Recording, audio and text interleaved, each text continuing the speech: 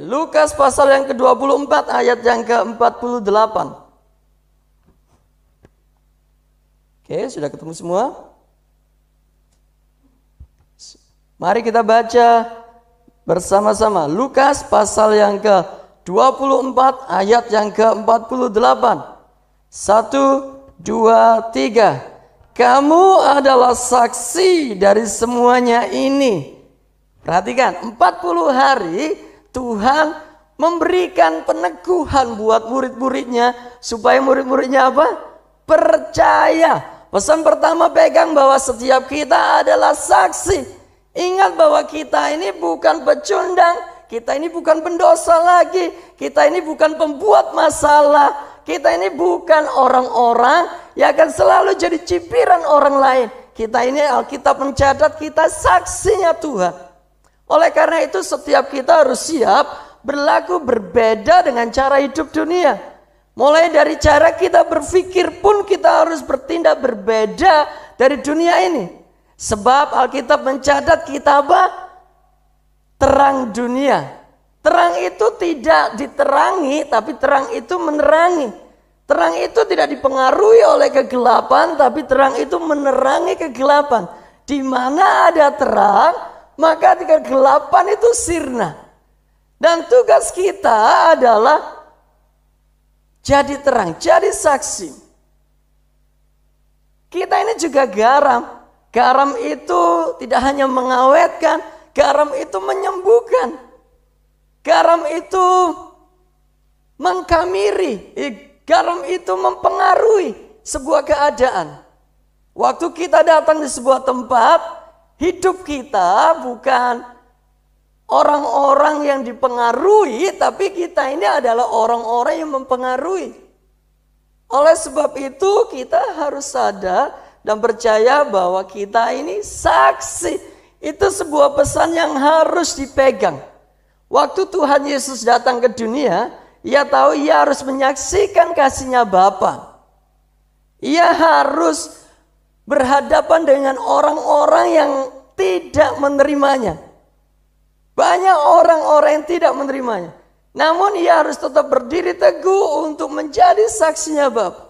Orang lain harus melihat kasih Bapa atas hidupnya Tuhan Yesus. Orang lain harus bisa melihat Kristus Yesus Bapanya yang menciptakan seluruh dunia ini dalam pribadi Yesus. Sekalipun kita tahu kita melihat dan menyelidiki banyak orang tidak percaya dengan kehadirannya. Apakah itu lantas kita berbalik arah dan tidak lagi menjadi saksi dan menyelubungkan diri kita di dalam ikut-ikutan arus dunia? Enggak. Kita harus tetap jadi saksi. Disembunyikan seberapa dalam pun, terang itu pasti bisa bersinar. Terang itu pasti menembus yang namanya kegelapan. Ditaruh di masakan yang tidak enak sekalipun, gak enak. Waktu kita kasih garam, maka garam itu akan mempengaruhi masakan itu. Itulah kita. Kita adalah saksi. Sebab itu jangan lagi kita tidak percaya. Sebab kalau kita tidak percaya itu sama seperti kita tidak percaya kalau kita ini saksinya Bapa. Kita tidak akan pernah bisa menjadi saksi kalau kita tidak percaya atas semua yang Tuhan kerjakan. Ada beberapa hal yang membuat kita ini tidak percaya. Ingat 40 hari Tuhan Yesus harus turun naik surga. Surga bumi untuk membuat kita percaya. Jangan lagi tidak percaya. Ada 3 hal yang perlu kita waspadai supaya kita tidak percaya. Yang pertama, mari buka Lukas pasal yang ke-24 ayat yang ke-16. Lukas pasal yang ke-24 ayat yang ke-16. Kita akan baca sama-sama.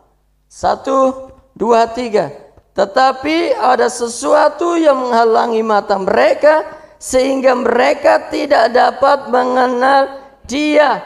Ada sesuatu yang menyelumbuti murid-muridnya sehingga ia tidak dapat mengenali Yesus yang selama diikutinya. Selama 3,5 tahun perjalanannya, yang dimana Yesus menyatakan banyak mukjizat, mengajar secara khusus murid-muridnya, namun murid-muridnya tidak mengenal pribadi itu.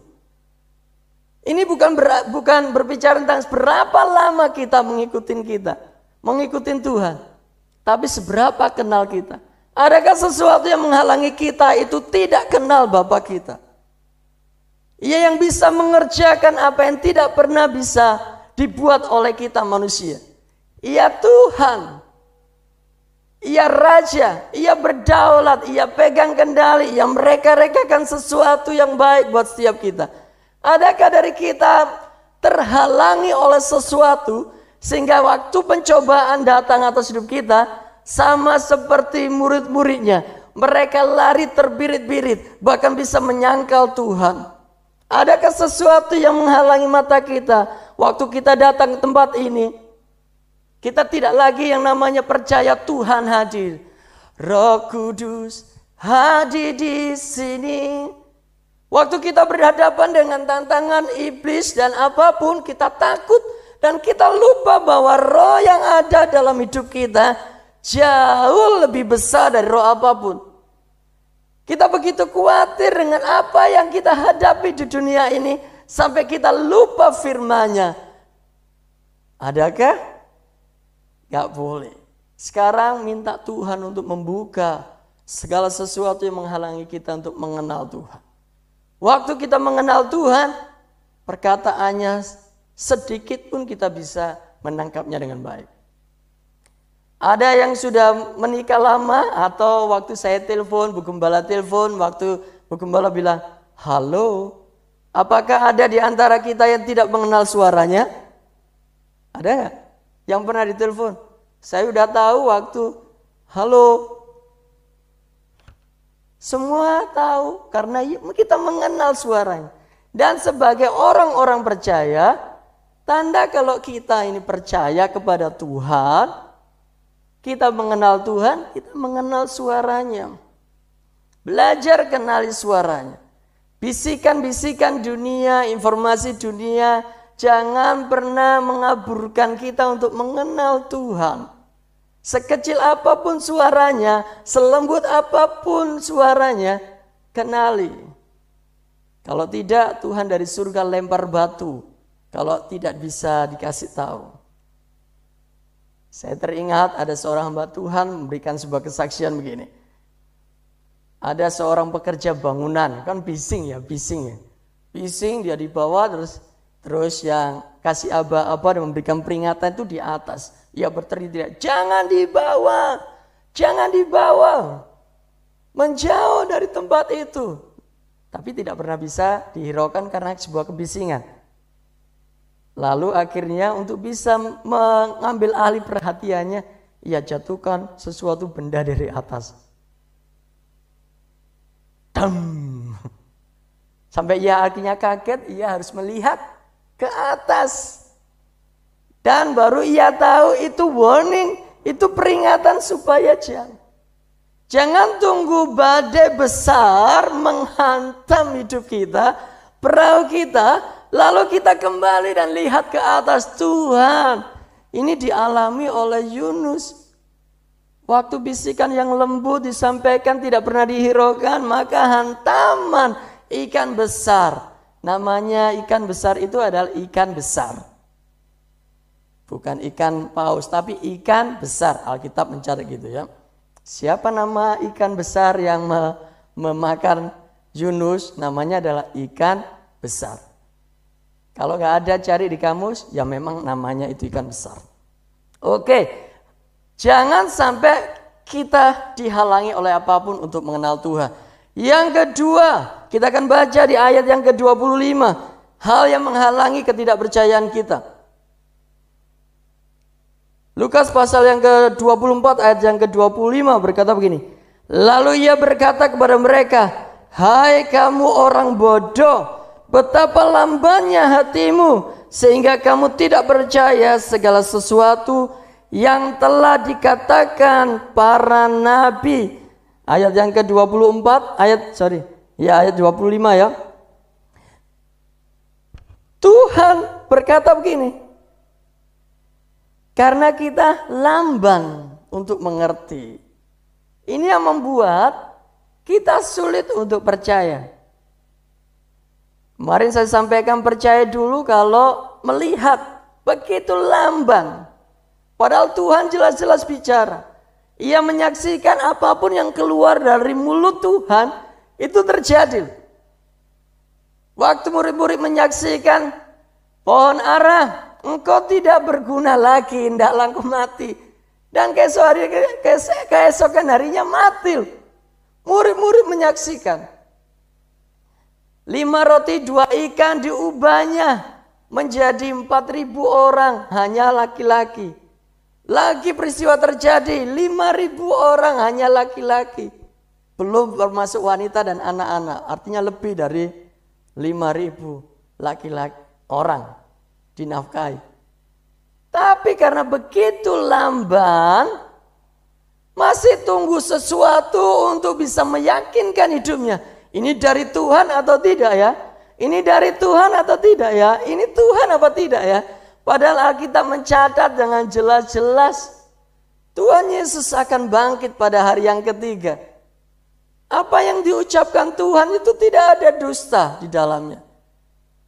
Ia pribadi yang paling berintegritas dalam hidup ini. Setiap perkataannya adalah perkataan yang jujur. Tidak ada tipu daya dalam hidupnya. Kalau Tuhan berkata sembuh-sembuh, diberkati-berkati, terkutuk dikutuk. Diampuni. Tapi kita seringkali begitu lamban mendengar perintahnya. Antara hati kita yang berbicara dan suara Tuhan. Benar gak ya? Kita selalu minta tanda. Kalau itu dari Tuhan, kalau itu dari Tuhan. Padahal Alkitab jelas-jelas berkata seperti itu. Jangan jadi orang bodoh dan lamban untuk percaya. Yang ketiga, kita baca di ayat yang ke-38. Ayat yang ke-38. Oke, kita baca sama-sama. 1, 2, 3. Akan tetapi ia berkata kepada mereka, mengapa kamu terkejut? Dan apa sebabnya timbul keraguan-raguan di dalam hati kamu? Ini yang alasan ketiga penghalang ketidakpercayaan kita adalah ragu-ragu. Orang yang ragu-ragu itu pasti mendua hati antara Tuhan dan iblis, firman-Nya dan perkataan dunia, jiwa atau daging ini. Orang yang ragu-ragu dan bimbang tidak akan pernah melihat apa-apa. Karena ia akan selalu berdiri di tempat, tidak berani untuk melangkah. Mundur pun juga tidak, ragu-ragu. Akibatnya seringkali terjadi bentrokan waktu kita bersikap ragu-ragu. Pernah ngalami sebuah perjalanan, waktu kita mau nyebrang, di sana ada orang yang juga berkendara dengan cepat. Terus kita ragu-ragu, mau maju ketabrak, mau mundur nanti ketabrak. Akhirnya benar-benar ketabrak. Karena ragu-ragu. Maju enggak? Ini sudah kenceng ini. Mereka juga gitu ragu-ragu. Waktu sama-sama memutuskan yang sama, maju saja. Majulah mereka berdua dan terjadilah bentrokan. Orang yang ragu-ragu seringkali dapatkan hal-hal ini. Kita nggak lagi bergantung benar-benar dengan Tuhan dan percaya firman Tuhan benar-benar. Kita bingung dengan apakah itu Tuhan atau tidak. Sampai akhirnya mereka tidak buat apa-apa. Ada satu kisah yang luar biasa. Waktu Tuhan Yesus berjalan di atas air, murid-muridnya termasuk Petrus berada di tengah laut. Keadaan waktu itu adalah gelap gulita. Di laut, di tengah laut, yang ada hanya sebuah titik mercusuar, menara penjaga. Tapi kalau sudah masuk ke dalam mungkin gak kelihatan sama sekali di laut. Dan Tuhan Yesus berjalan di atas air. kemungkinan bajunya Tuhan Yesus ini putih. Sehingga bisa terlihat jelas. Tidak lihat wajahnya tapi lihat bajunya. Berjalan di atas air. Mereka berpikir manusia nggak mungkin bisa berjalan di atas air. Karena mereka ragu-ragu itu Tuhan atau bukan. Padahal waktu itu Tuhan berkata kepada mereka, kamu nyebrang dulu, nanti aku susul. Pikiran mereka, Tuhan Yesus mengikuti mereka atau menyusul mereka itu mungkin pakai perahu. Sehingga tidak mengejutkan, tapi karena ia Tuhan yang berkuasa atas alam, ia berjalan.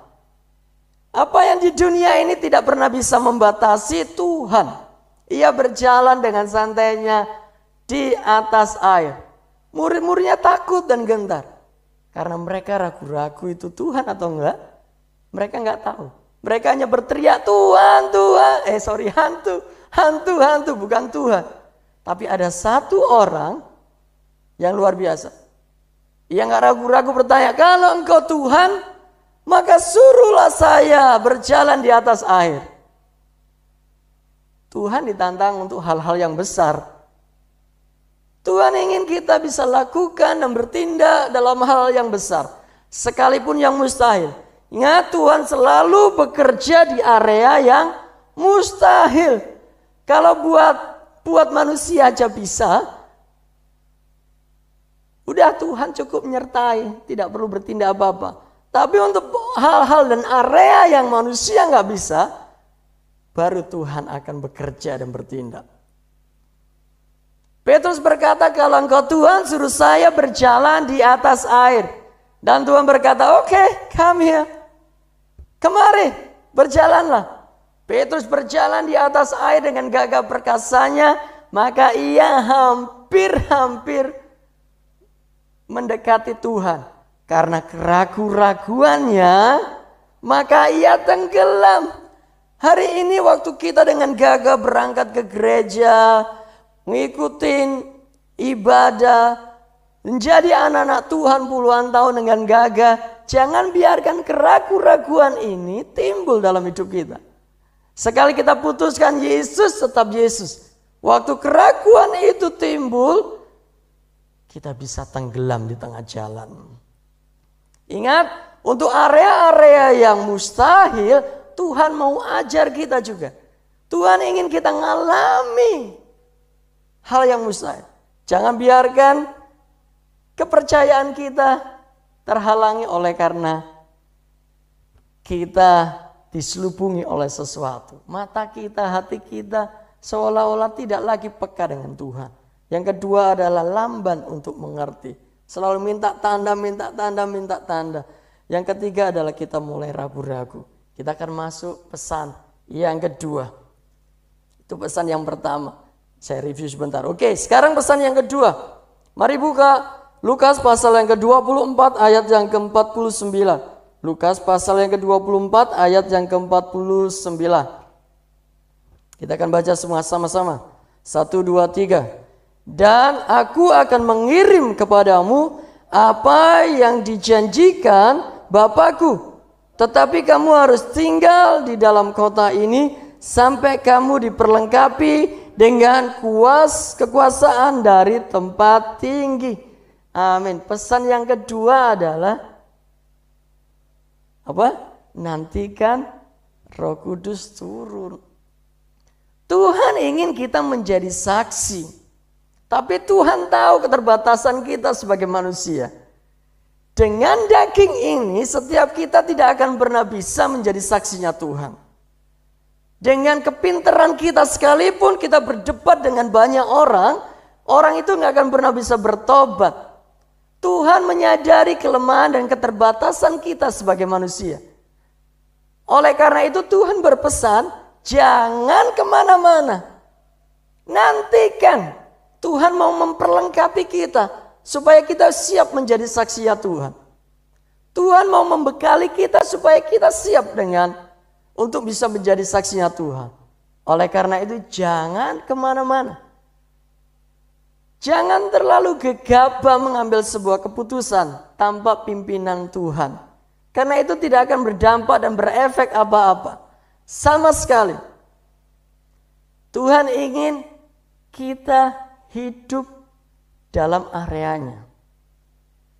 Tuhan tahu waktu pelayanannya di surga itu tidak berjalan sendirinya. Tuhan tidak berjalan sebagai manusianya. Semua yang dikerjakan itu ada tuntunan Tuhan. Kemarin Bu Gembala sampaikan sebuah firman, makanannya Tuhan itu apa? Melakukan apa yang menjadi kehendak Bapa. Artinya kalau ia lakukan apapun itu Bapa inginkan. Sebab itu Alkitab banyak tertulis supaya digenapi semua yang dikatakan para nabi. Hidupnya itu tidak berjalan dengan apa yang dia punya sebagai manusia. Ya Tuhan, ia bisa saja menyalahgunakan kekuasaannya, tapi nggak kayak gitu Tuhan. Dan Tuhan tahu setiap kita nggak akan maksimal. Yesus saja yang berjalan dalam rohnya, tapi banyak orang menolaknya. Apalagi kita yang berjalan tanpa pimpinan Tuhan. Orang lain gak akan bisa terima. Oleh sebab itu Tuhan ingin stay, tinggal, tenang, nantikan. Hari ini buat setiap kita yang lemah dan putus asa, Tuhan berkata nantikan Tuhan. Orang yang menanti-nantikan Tuhan akan dapatkan kekuatan baru. Yang hari ini lemah letih lesu, nantikan Tuhan apa yang Tuhan mau. Setiap kita akan berlari kencang. Seperti kaki rusa yang tidak akan pernah bisa menjadi lelah. Kita bisa terbang tinggi membumbung. Mengatasi setiap persoalan yang Tuhan izinkan iblis menggoda kita. Karena kemampuan dan sayap Tuhan yang memberikan kekuatan buat kita. Jangan berjalan tanpa pimpinannya. Kalau bukan dari Tuhan. Oke. Kenapa kita harus menanti-nantikannya? Paling tidak saya sampaikan dua hal. Yang pertama karena kita tidak akan pernah mampu melayani tanpa Tuhan. Area roh itu harus disentuh dengan roh. Daging dengan daging. Saya akan ajak kita buka Alkitab kita. Yohanes pasal yang ke-6 ayat yang ke-63. Yohanes pasal yang ke-6 ayat yang ke-63. Oke, kita baca sama-sama. 1, 2, 3. Rohlah yang memberi hidup. Daging sama sekali tidak berguna. Perkataan-perkataan yang kukatakan kepadamu adalah roh dan hidup. Daging tidak akan bisa berdampak apa-apa, bahkan tidak akan pernah bisa menyentuh area roh. Ingat, Tuhan selalu bekerja di area yang supranatural, yang tidak terbatas, yang mustahil. Dan ini tidak akan pernah bisa disentuh oleh daging kita. Daging kita tidak punya kemampuan. Karena itu Tuhan mau perlengkapi kita. Sampai perlengkapannya itu kita terima, jangan jalan. Jangan gegabah untuk jalan. Jangan terburu-buru untuk jalan. Kita gak akan pernah bisa mampu mengerjakan hal-hal yang rohani tanpa pimpinan Tuhan. Sehebat apapun skill kita dalam bermain musik, dalam memuji, dalam berkhotbah, sebaik apapun kita tidak pernah bisa. Karena hati itu urusannya Tuhan. Tuhan selalu berperkara dengan hati manusia, bukan dengan akalnya manusia. Hatinya dibentuk, firman-Nya tumbuh di tanah yang subur, maka pikirannya akan berubah. Tapi kalau hatinya sudah keras, gak bisa. Ini hanya bisa disentuh dengan rohnya. Roh yang akan memberikan kelemah lembutan. Rohnya akan mengajar dia secara khusus. Rohnya akan menginsafkan. Tugas kita adalah menabur, menyirami. Nanti yang memberikan pertumbuhan itu Tuhan. Saya sampaikan khotbah ini. Rohnya akan mengajar lebih dalam dan memberikan pertumbuhan buat setiap kita. Tugas kita para pendeta, para pelayan Tuhan, orang-orang percaya, waktu memberikan nasihat, memberikan motivasi, itu hanya menyiram supaya itu tumbuh. Tapi bagian Tuhan adalah menumbuhkan. Bukan air itu, tapi Tuhan. Disirami banyak pun kalau Tuhan tidak memberikan pertumbuhan ya nggak bisa. Oleh karena area hati itu area Tuhan. Mau melayani, mau datang tempat ini, mau benar-benar berubah, mau diubahkan benar-benar, maka izinkan Tuhan berperkara lewat hati. Maka setiap kita akan benar-benar berubah dan saksinya Tuhan. Hal yang kedua, kenapa kita harus menunggu supaya tidak gegabah langsung bertindak, tancap gas, tunggu dulu. Karena kita tidak akan pernah bisa menghasilkan apa-apa tanpa tuntunannya. Tuhan tahu kelemahan dan keterbatasan kita. Oleh karena itu perlengkapan rohani, penyertaan dan pertolongan Roh Kudus haruslah kita terima. Kekuasaan Tuhan haruslah melingkupi setiap kita. Karena tanpa itu kita nggak akan pernah hasilkan apa-apa. Daging itu akan selalu menghasilkan daging, tapi roh menghasilkan roh. Mungkin kita tidak hebat dalam lakukan apapun, tapi kalau rohmu connect dengan Tuhan, melekat dengan Tuhan, maka rohnya Tuhan itu tidak melihat apa yang serba terbatas dari manusia. Ding. Jamahan Tuhan mengalir. Suatu peristiwa yang luar biasa dan saya rindu ini terjadi. Waktu hamba-hamba Tuhan naikkan pujian, tiup sangkakala, kecapi semuanya dinaikkan, mereka naikkan pujian. Haleluya. Tapi lagu Alkitab bukan itu, lagunya gini. Sebab Tuhan baik, bahwasanya untuk selamanya kasih setianya. Gak jadi ibadah. Kenapa gak jadi ibadah? Karena urapan Tuhan memenuhi. Sampai imam-imam tidak bisa lakukan tugas pelayanannya. Karena roh Tuhan begitu buru-buru datang dan lawat. Sebab Tuhan baik, bahwasanya untuk selamanya kasih setianya. Bukan karena mereka hebat, tapi sebelumnya rahasianya adalah mereka mengikatkan rohnya dengan Tuhan. Mereka menguduskan dirinya, mereka mempersiapkan dirinya baik-baik. Bukan lagi apa yang secara duniawi yang dilihat manusia, tapi rohnya bekerja. Waktu mereka naikkan pujian, sebab Tuhan baik. Jemaat yang dilayani itu tidak lihat main musik mereka.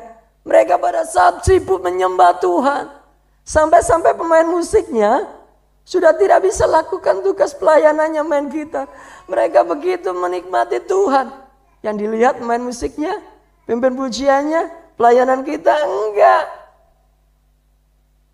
Tuhan akan bekerja di area itu.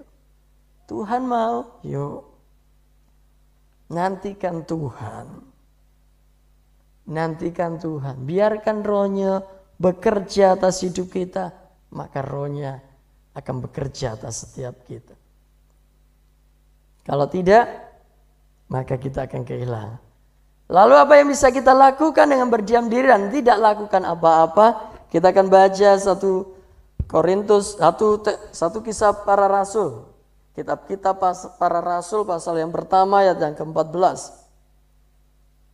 Oke. Kisah para rasul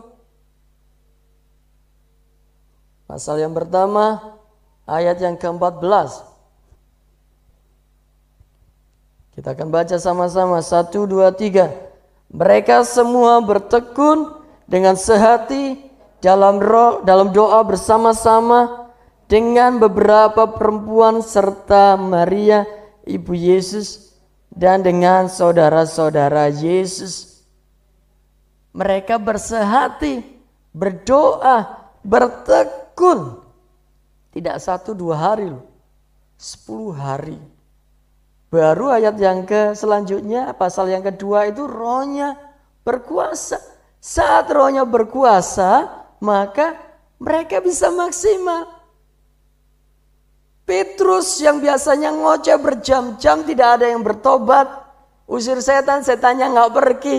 Malah Petrus harus datang kepada Tuhan. Tuhan, rohnya ini tak tengkeng-tengkeng, nggak keluar-keluar ini Tuhan. Karena kurang doa dan puasa. Bagian kita untuk menanti-nantikan waktu kita meminta tuntunan Tuhan adalah doa dan berpuasa. Orang-orang dunia tahu bahwa untuk dapatkan wangsit, nomor rahasia, nomor tokel, nomor apapun, ia perlu bersemedi, merendahkan diri, bertapa, silo, di kuburan-kuburan, di apapun supaya dapatan bisikan iblis. Kita harusnya lebih kayak gitu. Tapi jangan dikuburkan. Jangan di kuburan. Di rumah Tuhan aja. Doa, besar hati. Nantikan Tuhan. Kalau iblis bisa bekerja, masakah Tuhan kita nggak bisa bekerja? Tapi jangan menggantungkan kepercayaan kita dengan hal itu ya. Artinya begini. Kalau tidak ada tuntunan rohnya, bisikan rohnya, lalu kita nggak buat apa-apa. Jangan. Ini adalah firman-Nya. Alkitab ini adalah tuntunan hidup. Waktu kita menggali firman Tuhan dalam perenungan kita, rohnya akan berbicara, tidak akan pernah keluar dari firman-Nya. Apapun yang Tuhan sampaikan selalu patokannya adalah firman-Nya.